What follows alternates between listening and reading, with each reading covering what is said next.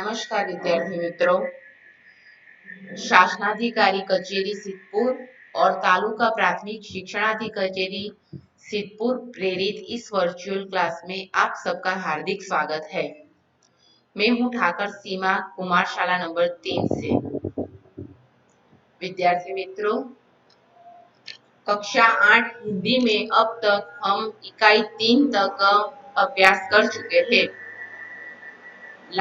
Last में हमने इकाई 3 अंतरिक्ष परी सुनीता विलियम्स का अभ्यास किया था। आप सबको पसंद आया होगा।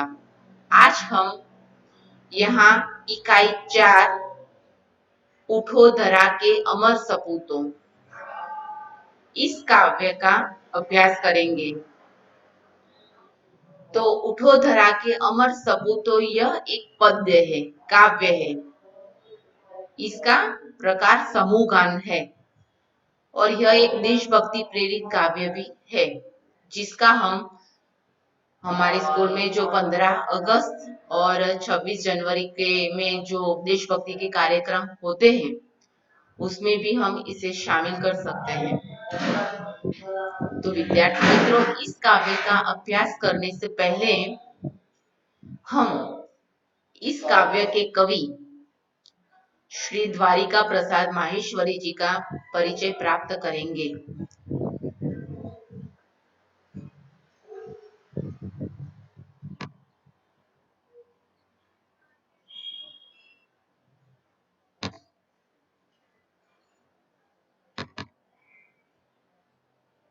बाल दोस्तों, आइए आज हम जो कविता पढ़ने वाले हैं, उस कविता के रचयिता के बारे में कुछ जानकारी प्राप्त करें।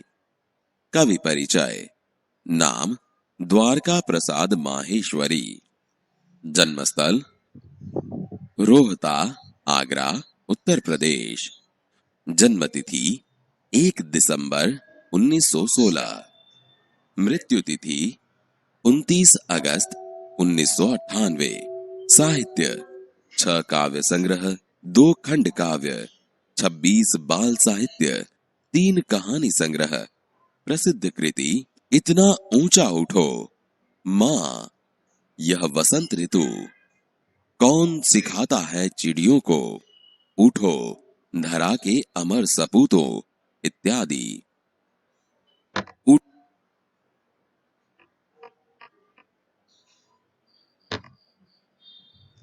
विद्यार्थी मित्रों, इस वीडियो क्लिप में हमने इस काव्य के कवि श्री द्वारिका प्रसाद माहेश्वरी का परिचय प्राप्त किया है। अब इसके बाद हम यह काव्य उठो धरा के अमर सपूतों का प्रथम काव्य पठन करेंगे। काव्य पठन यानी कि काव्य को सिर्फ पढ़ना, और आपको मैं यहाँ काव्य का पठन करूंगी और आपको यह काव्य का श्रवण करना होगा। काव्य पठन का मतलब होता है कि इस काव्य में जो जो कठिन शब्द होते हैं उससे आप अवगत हो, और जब आप खुद उसको काव्य को पठन करेंगे, गान करेंगे, तब उसका सही रूप से उच्चारण कर सकेंगे। तो अब हम इस काव्य का पठन करेंगे। काव्य पठन।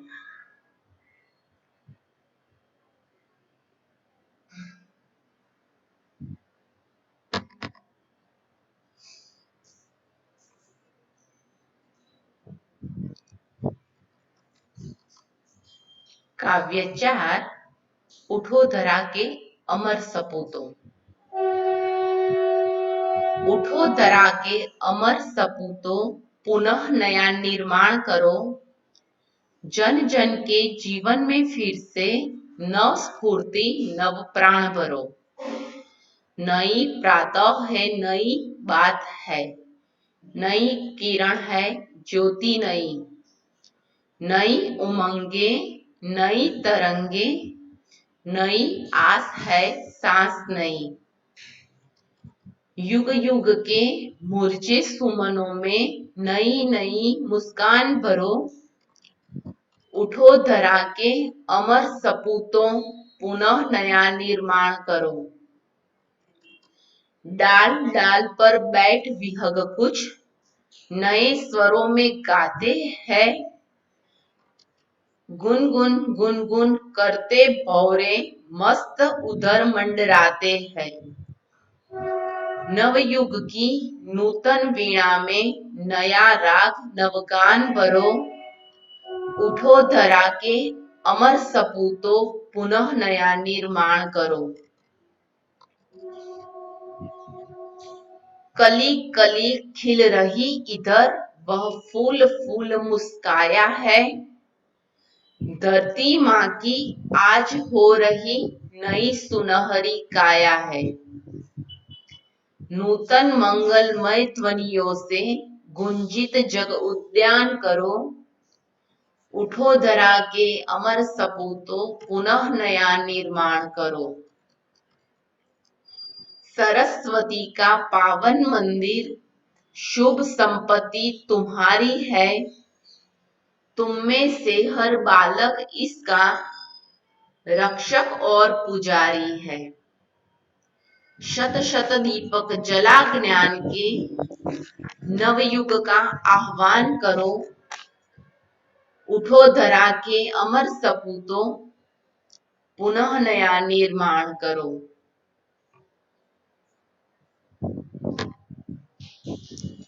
विद्यार्थी मित्रों, यहाँ मैंने काव्य का पठन किया, सिर्फ और सिर्फ पठन, और आपने अपनी एक बुक में, किताब में इस काव्य के हर एक शब्द को सुना और समझा। अब आपको पता चल गया होगा कि हर एक शब्द का उच्चार कैसे होता है। अब काव्य पठन के बाद बारी आती है काव्य गान की। हर एक को, हर एक बच्चे को, हर एक बूढ़े सभी को काव्य गान सुनना अच्छा लगता है। हर किसी को पसंद आता है काव्य गान। तो आशा है कि आप सबको भी यह काव्य गान बहुत अच्छा लगेगा। यह काव्य गान आप जरूर गौर से सुनिएगा और इस टास्क के खत्म होने के बाद अपने घर पर जाकर इस काव्य का गान करना, काव्य को कंठस्थ करना मत भूलिएगा। तो अब बारी आती है काव्य गान की। तो हम सब काव्य का गान करेंगे, समूह गान करेंगे। पहले हम इस काव्य को सुन लेते हैं।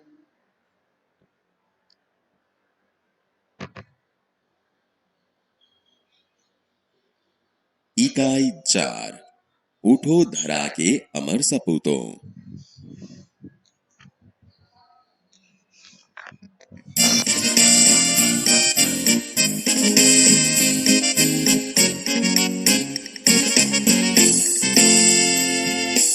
उठो धरा के अमर सपूतों पुनः नया निर्माण करो।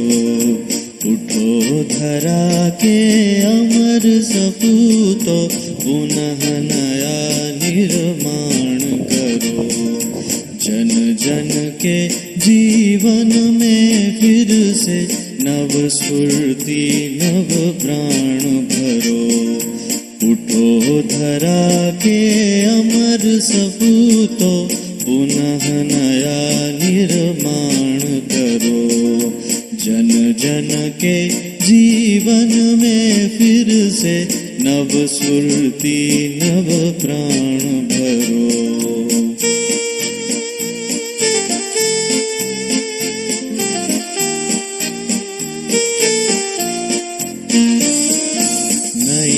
प्रातः है, नई बात है, नई किरण है, ज्योति नई। नई प्रातः है, नई बात है, नई किरण है, ज्योति नई। नई उमंगे, नई तरंगे, नई उमंगे, नई तरंगे, नई आस है, सांस नई। युग युग के मुरझे सुमनों में नई नई मुस्कान भरो। उठो धरा के अमर सपूतों पुनः नया निर्माण करो।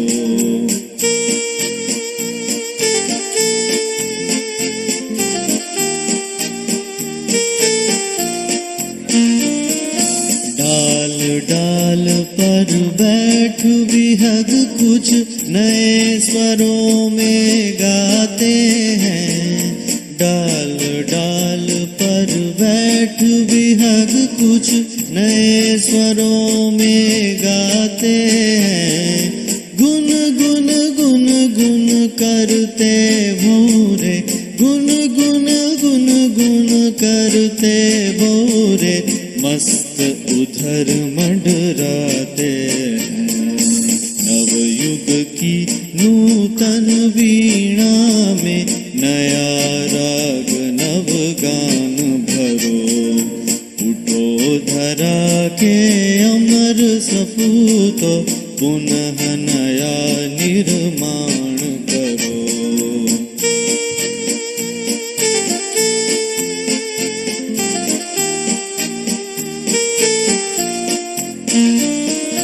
कली कली खिल रही धर वह फूल फूल मुस्काया है। कली कली खिल रही इधर वह फूल फूल मुस्काया है। धरती माँ की आज हो रही, धरती माँ की आज हो रही नई सुनहरी काया है। नूतन मंगलमय ध्वनियों से गुंजित जग उद्यान करो।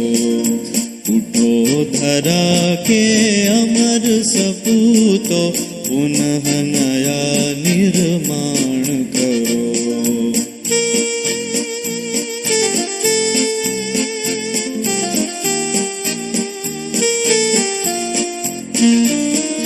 सरस्वती का पावन मंदिर, शुभ संपत्ति तुम्हारी है। सरस्वती का पावन मंदिर, शुभ संपत्ति तुम्हारी है।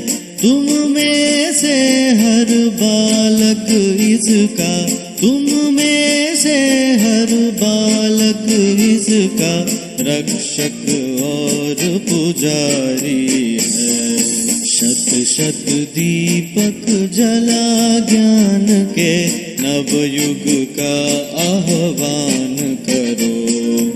उठो धरा के अमर सपूतो, पुनः नया निर्माण करो। जन जन के जीवन में फिर से नव स्फूर्ति नव प्राण भरो। उठो धरा के अमर सपूतो, पुनः नया निर्माण करो। पुनः नया निर्माण करो। पुनः नया निर्माण करो।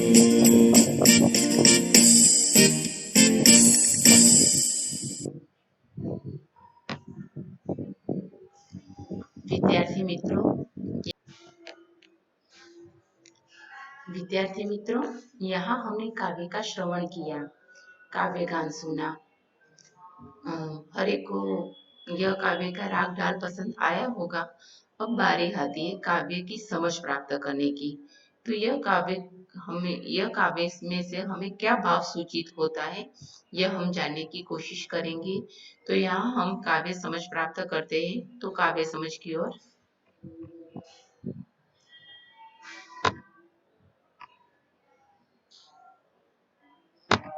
उठो धरा के अमर सपूतो, पुनः नया निर्माण करो।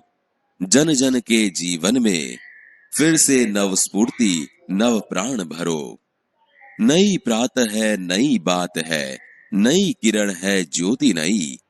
नई उमंगे, नई तरंगे, नई आस है सांस नई। युग युग के मुरझे सुमनों में नई नई मुस्कान भरो। उठो धरा के अमर सपूतों, पुनः नया निर्माण करो। समझौती, हे भारत माता के अमर सपूतों, अब पुनः नया निर्माण करने का समय आ गया है। गुलामी में से मुक्त हर एक व्यक्ति के जीवन में फिर से एक नई चेतना, नए प्राण भरने का काम आपको करना है। अब तो हर रोज नई सुबह सूरज की नई किरण हमारे लिए नई बात और नया प्रकाश लेकर आ रही है। अब तो हर एक के मन में नई उमंग और तरंग है। आजादी की इस नई सुबह की सांस के साथ ही सबकी आश पूर्ण करनी है। इन मुरझाए फूलों में नई जान भरनी है। डाल डाल पर बैठ विहग कुछ नए स्वरों में गाते हैं। गुनगुन गुनगुन करते भौरे मस्त उधर मनराते हैं। नवयुग की नूतन वीणा में नया राग नवगान भरो। उठो धरा के अमर सपूतों पुनः नया निर्माण करो। समझुती, आजादी की इस स्फूर्ति से भरी सुबह से सब खुश है। डालियों पर बैठे हुए पक्षी भी गीत गा रहे हैं। लगता है जैसे उन्हें भी नया स्वर मिला हो। बाग में चारों ओर भौरों का गुंजराव सुनाई पड़ता है। इस अमर धरा के हे अमर सपूतों, आजादी के बाद देश में नया युग आया है। इस नए युग रूपी वीणा में तुम नया राग और नया गीत भर के कुछ नया निर्माण करो। कली कली खिल रही इधर, वह फूल फूल मुस्काया है। धरती माँ की आज हो रही नई सुनहरी काया है। नूतन मंगलमय ध्वनियों से गुंजित जग उद्यान करो। उठो धरा के अमर सपूतों पुनः नया निर्माण करो।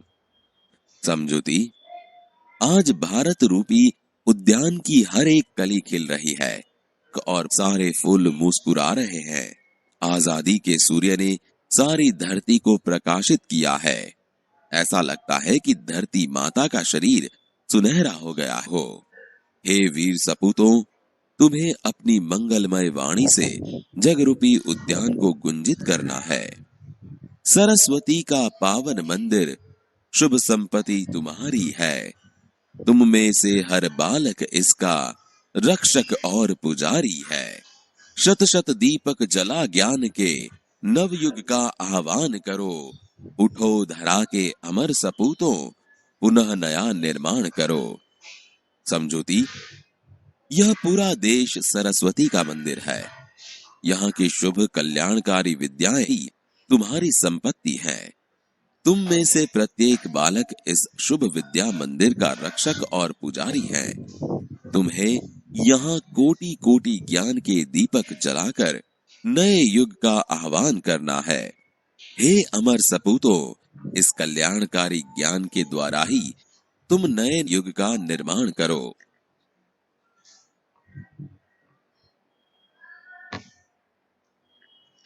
विद्यार्थी मित्रों, यहाँ हमने इस काव्य की समझूती प्राप्त की। इस काव्य में छुपे हुए निहित भाव को स्पष्ट किया। अब हम शब्दार्थ की ओर जाएंगे। तो इस काव्य में शब्दार्थ की ओर आगे जाते हैं तो पहला शब्द है निर्माण। निर्माण यानी बनाना। दूसरा है गुंजित। गुंजित यानी कि पौरों के गुंजाट से युक्त। उसके बाद आता है प्राय। प्राय यानी अक्सर, हर रोज। उद्यान। उद्यान यानी कि बाग। पुनः। पुनः यानी फिर, दोबारा। आह्वान यानी कि ललकार, चुनौती। स्फूर्ति यानी कि उत्साह। तो यह थे इस काव्य में दिए गए हुए शब्दार्थ। तो विद्यार्थी मित्रों, इस शब्दार्थ को आपको अपनी कॉपी बुक में लिखना होगा। शब्दार्थ के बाद बारी आती है अभ्यास की। तो अभ्यास में पहला प्रश्न है, प्रश्न 1, आशय स्पष्ट कीजिए। युग युग के मुरझे सुमनों में नई नई मुस्कान करो। उठो धरा के अमर सपूतों पुनः नया निर्माण करो। जब हमने काव्य की समझ प्राप्त की थी, तब इसका जवाब उसके अंदर आ जाता है। दूसरा प्रश्न है, कवि ने देश के सपूतों को क्या संदेश दिया है? तो कवि श्री माहेश्वरी जी इस काव्य में उठो धरा के अमर सपूतों इस काव्य में देश के युवाओं को संदेश देते हुए कहते हैं कि हमारा देश स्वतंत्र हो चुका है। अब तुम्हें देश का नव निर्माण करना होगा। स्वतंत्रता का लाभ हमें जो यह स्वतंत्रता प्राप्त हुई है उसका लाभ हमारे देश के प्रत्येक नागरिक को मिलना चाहिए। कोई भी देशवासी निराश न हो, उसके हृदय कमल में नई उमंगे और आशाओं का संचार हो, ऐसा कवि हमारे देश के सपूतों को संदेश देते हैं। तीसरा प्रश्न है, हमारी राष्ट्रीय संपत्ति कौन कौन सी है? उसकी सुरक्षा के लिए आप क्या क्या कर सकते हो? तो हमारी राष्ट्रीय संपत्ति हम जो सांस ले रहे हैं, हवा, पानी, हमारे आसपास की जो पुरातत्वीय स्थल है, वह हमारे शहर में जो चिकित्सालय, bank, railway station, bus station, मंदिर, मस्जिद, ये सब हमारी राष्ट्रीय संपत्ति है। अभयारण्य, जंगल, इस संपत्ति की सुरक्षा के लिए हमें क्या करना चाहिए? तो जल, हमारा जल है वो हमारे शरीर का 17% जल से बना हुआ है। तो सोचो कि जल हमारे लिए कितना महत्व का है। तो हमें उसकी कैसे सुरक्षा करें? तो हमें जल को उसका उपयोग हो जाने के बाद हमारे नल के जो होते हैं ना कॉक, उसे बंद कर देना चाहिए। हवा में प्रदूषण फैलना हो, उसके लिए हमें हमारे साधनों की जो व्हीकल होते हैं ना, उसकी मरम्मत ठीक तरह से करानी चाहिए। हमारे शहर में जो पुरातत्वीय स्थल है, जैसे कि हमारे यहाँ सिद्धपुर में रुद्रमालय, बिंदु सरोवर, तो इन पुरातत्वीय स्थलों की हमें सुरक्षा करनी चाहिए। कहीं भी गंदगी ना हो, स्वच्छता हो। कोई उसे अगर इस इमारतों को कोई नुकसान करने की सोचे या करे तो हमें तुरंत पुलिस को जाकर इत्तला करनी होगी। हमारे रेलवे स्टेशन, बस स्टेशन, वहां भी हमें स्वच्छता रखनी होगी। तो इस तरह हम हमारी राष्ट्रीय संपत्ति, हमारे जंगल है, जंगल को हमें काटना नहीं चाहिए क्योंकि वह हमारे पशु पक्षियों का निवास स्थान है। वो हमें हमारे बहुत से यह जंगल काम आते हैं, तो हमें उसका भी नाश नहीं करना चाहिए। तो इस तरह हमें हमारी राष्ट्रीय संपत्ति का सुरक्षा करनी चाहिए। यहाँ हमारा अभ्यास खत्म होता है। अब बारी आती है स्वाध्याय की। तो स्वाध्याय में प्रश्न नंबर 1 में 4 प्रश्नों का समावेश किया गया है, जिनमें से पहला प्रश्न है, कवि माहेश्वरी जी धरा के अमर सपूतों से क्या चाहते हैं? तो उठो धरा के अमर सपूतों इस काव्य के कवि श्री माहेश्वरी जी देश के सपूतों से कहते हैं, उन्हें जो संदेश दिया है ना वही उसके अपेक्षा रखते हैं कि अब हमारा देश आजाद हो चुका है। बरसों तक हमारा देश अंग्रेजों की गुलामी में बंधा हुआ था, लेकिन अब हम आजाद हो चुके हैं, हमें स्वतंत्रता मिल चुकी है। तो हमारे देश के हर एक नागरिक को देश का नव निर्माण करना होगा, उसमें अपना सहयोग देना होगा। इसके कारण जो कुछ लोगों में जो सहमे हुए हैं, उनके जीवन में नई नई आशा, उमंग का संचार हो सके। युगों से इस मुरझाए हुए फूलों में नई मुस्कान भरनी होगी। यह तो कवि माहेश्वरी जी हमारे सपूतों से यह चाहते हैं। दूसरा प्रश्न है, कवि नई मुस्कान कहाँ देखना चाहते हैं? दिलों के फूल, कवि कहते हैं कि हमारे दिलों के फूल स्वतंत्रता के प्रकाश में ही खिलते हैं। हमारा देश अंग्रेजों की गिरफ्त में था, तब हम उनके गुलाम थे, लेकिन अब हम आजाद हो चुके हैं, हमें आजादी मिल चुकी है। हमारे पर विदेशियों ने शासन किया था, बहुत से अत्याचार हम पर गुजारे थे।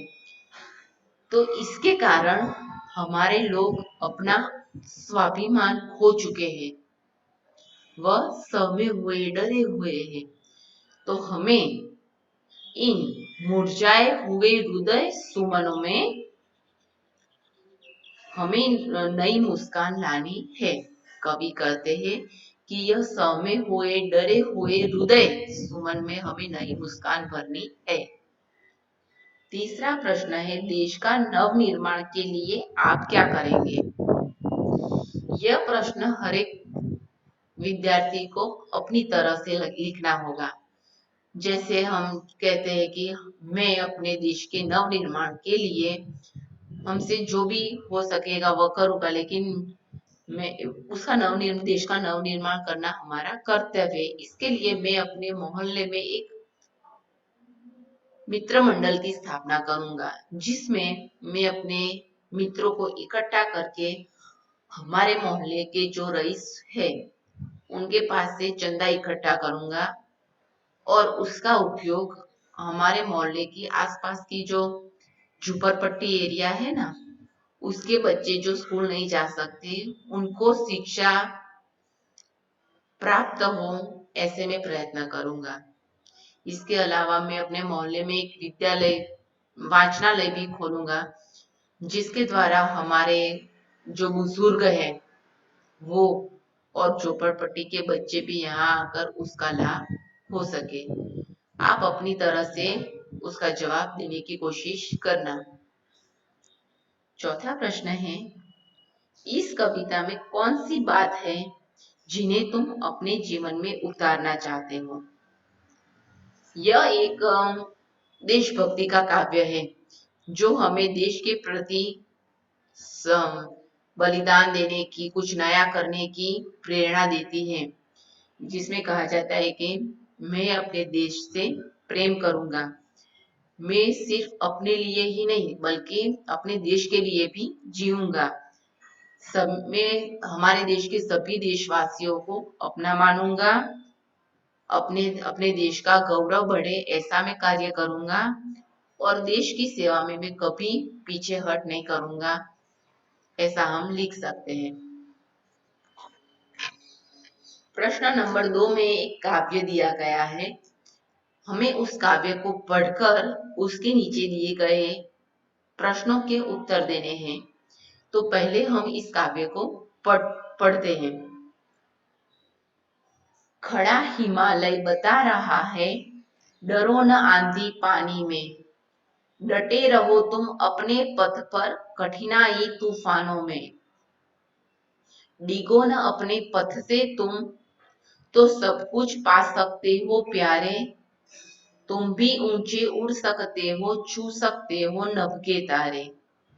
अटल रहा जो अपने पथ पर लाख मुसीबत आने में, मिली सफलता उसको जग में जीने में मर जाने में। जितनी भी बाधाएं आई उन सब से ही लड़ा हिमालय, इसीलिए तो दुनिया भर में हुआ सभी से बड़ा हिमालय। यह एक काव्य है, उसके नीचे ये प्रश्न दिए गए हैं, हमें इसका उत्तर देना है। तो पहला प्रश्न है, हिमालय हमें क्या संदेश देता है? तो हिमालय हमें अपने निश्चित मार्ग पर डटे रहने का संदेश देता है। दूसरा प्रश्न है, मुसीबत आने पर हमें क्या करना चाहिए? तो मुसीबत आने पर पहले हमें तो घबराना नहीं चाहिए। मुसीबत से घबराकर हमें अपना पथ और प्रण यह कभी छोड़ना चाहिए नहीं। तीसरा है, कवि ने हिमालय को सबसे बड़ा क्यों कहा है? तो हिमालय ने अपने रास्ते में जो जो भी बाधाएं आई है उसका उसने डटकर सामना किया है, सभी मुश्किलों से लड़ा है, उसने अपने पद से कभी पीछे हट किया नहीं है, इसलिए हिमालय को सबसे बड़ा कहा है। इस काव्य का भावार्थ लिखिए। तो यह काव्य में क्या सिखाना चाहते हैं कि हमें पहले तो अपना प्रण यानी कि लक्ष्य निर्धारित करना चाहिए और उस निर्धारित लक्ष्य पर हम जिस रास्ते पर जाने वाले हो उस रास्ते पर हमें बहुत सी मुश्किलें, बाधाएं, कठिनाइयों का भी सामना करना पड़ेगा। तो हमें उस कठिनाइयों से हारना नहीं चाहिए और उसका डटकर मुकाबला करना चाहिए। इसी से हम हमारे निश्चित लक्ष्य तक पहुंच सकेंगे और जो कार्य असंभव है उसको भी हम सफल कर सकेंगे। पांचवा प्रश्न, इस काव्य को योग्य शीर्षक दीजिए। तो यह काव्य का शीर्षक हम देंगे कि हिमालय का संदेश, क्योंकि हिमालय पर्वत हमें अपने प्राण पर डटे रहने का संदेश देता है, इसलिए इस काव्य का शीर्षक होगा हिमालय का संदेश। अब प्रश्न 3 में हम देखेंगे कि एक चित्र के आधार पर कविता लिखिए जिसमें निम्नलिखित शब्दों का उपयोग हुआ हो। यहाँ एक बहुत सुंदर चित्र दिया गया है, आप सब अपनी किताब में देख सकते हैं कि चित्र में फूल, तितली, बादल, वृक्ष, बारिश, यह सब शब्द दिए गए और उसका यह चित्र दिया गया है। तो आप सभी बच्चों को अपनी तरह से, हर एक की शायद अपनी अलग अलग कविता होगी, तो इससे इन शब्दों का उपयोग करके आपको एक कविता बनानी होगी। अब हम आते हैं अगले प्रश्न पर। प्रश्न 4 है, अपूर्ण काव्य को पूर्ण कीजिए। यहाँ हमें एक काव्य की दो पंक्तियां दी गई है, उसका उपयोग करके हमें अपनी तरह से सोचकर इस काव्य को पूर्ण करना होगा। इसका भी उत्तर सभी बच्चों का अलग अलग हो सकता है। माँ खादी की चद्दर दे दो, मैं गांधी बन जाऊंगा। यह दो पंक्तियां दी गई है और हमें इसका उपयोग करके आगे इस काव्य को पूर्ण करना है। तो यहाँ इस इकाई का स्वाध्याय भी खत्म होता है। तो इस इकाई में हमने कवि परिचय, काव्य पठन, काव्य का राग सीखा, उससे हमें क्या उसकी समझूती भी प्राप्त की और अभ्यास स्वाध्याय भी हमने उसके प्रश्नों को भी सॉल्व किया। तो यहाँ हमारा यह इकाई 4 उठो धरा के अमर सपूतों यह खत्म होता है। जय हिंद।